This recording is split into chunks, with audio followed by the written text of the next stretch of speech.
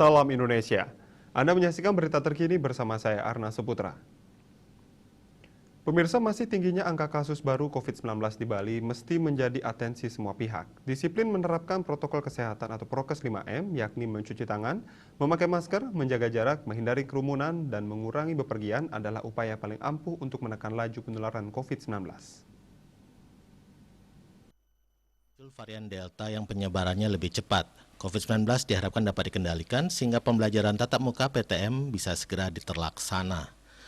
Praktisi Kesehatan dan Pendidikan Nyoman Suarjana menyampaikan masih tingginya angka kasus COVID-19 di Bali disebabkan beberapa hal, yaitu masuknya COVID-19 varian Delta ke Bali yang penyebarannya jauh lebih cepat dari varian yang lainnya.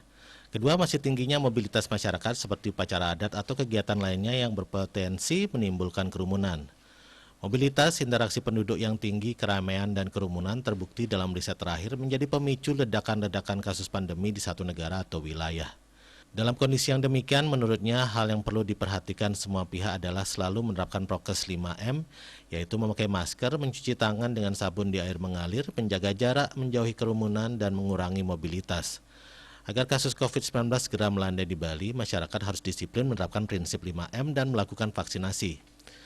Sementara pihak petugas hendaknya terus meningkatkan upaya untuk menekan penyebaran COVID-19 dengan melaksanakan 3T, yaitu testing, tracing, dan treatment, sehingga angka kasus COVID-19 bisa terus menurun.